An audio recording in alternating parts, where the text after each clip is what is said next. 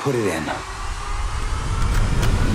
How did you guys land on Dan Radcliffe? You know, we needed an actor that was a great dramatic actor and a great comedic actor. The assignment was really trust that the script is funny, be confident enough in your comedic abilities that you can lean in hard into the drama and you're not going to like try to push comedy and you're going to like just play it the way it's written. And Dan, you know, I mean, he carried an entire movie franchise for a decade as the lead character, and then the choices that he made after Harry Potter are so crazy and fun and funny and weird. And it's like, yeah, I admit he's a very bizarre choice to play Weird Al if this was the true story about Weird Al. But in this movie that we made, there is like no one that could play this that isn't Daniel Radcliffe. It's like he's so perfect. Yeah, he's not an exact physical doppelganger for me. I mean, you know, even with everything that we did to him to make him look like me, I mean, his eyes are blue, mine are brown. It wasn't about his physical looks. What matters is his energy and his chops. I mean, and he had the right kind of attitude for this. He had the right kind of sense of humor, and he had the right dramatic acting chops, and the whole package just made him, you know, so appealing to me that I thought, you know, this is the guy.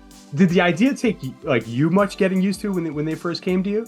Oh, 100%. Because I knew Al and I was a fan of his music and obviously knew what he looked like. So when they asked me, I was like, isn't there someone like closer to him physically? And very flattered, but didn't quite understand. And then when I read it, I was like, oh, right, no, I get it. That's not what we're doing. And yeah, after that, it was a very, very easy one to say yes to, because it was such a well-written script. It wasn't just like, oh, cool, this is the Eric Yankovic movie. It was like, no, Eric's written a really precise, funny, like brilliant script. Do I know you? Madonna. Evan, you are also a singer. I mean, I gotta imagine Madonna was probably pretty impactful in your life. I mean, was this living out any kind of childhood fantasy to play her, even though, you know, it's hardly her? 100%, yes. I've been a fan since I was very little. There's home movies of me singing Madonna. I skipped school one day just so I could lip sync to Like a Prayer all day, and I got caught. But now I'm here, and so it was definitely for a good reason, I think. I mean, it was a dream come true, and it was very weird, like showing up to set and seeing the name Madonna on your trailer, and that's the one that you're supposed to walk into. Like, it was a little surreal. Oh, my little hungry one, open up a package of my banana. How in the world did you guys film this in only 18 days?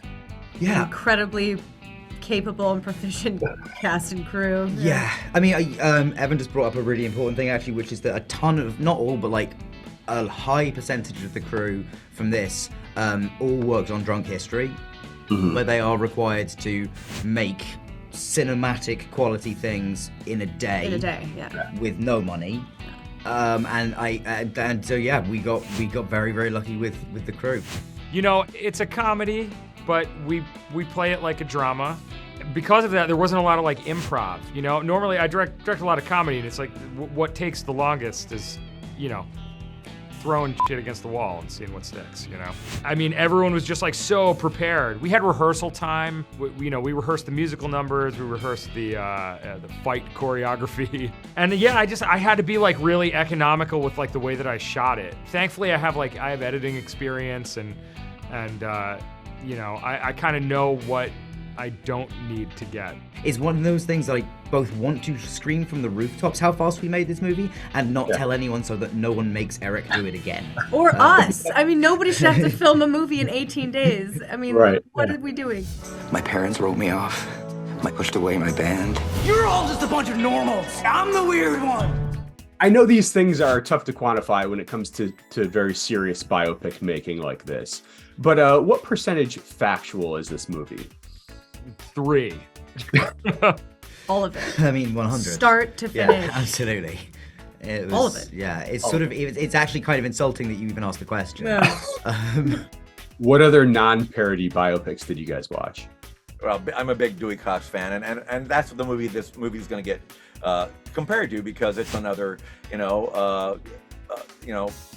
fake biopic, basically. I like to think that we're in the same tier as Dewey Cox and Pop Star and Spinal Tap. There are quite a few. I mean, Eric and I kind of immersed ourselves in biopics. I think Bohemian Rhapsody maybe is the one we took the most inspiration from. I think we'd started writing the script by the time Rocket Man came out, but that was also inspirational. There's obviously a whole Doors segment in there. And we even pulled from places that weren't, musician biopic, or even real world biopics. We pulled from fake biopics like Forrest Gump and Boogie Nights and things like that as well. So we kind of mashed it all up together for the definitive faux biopic.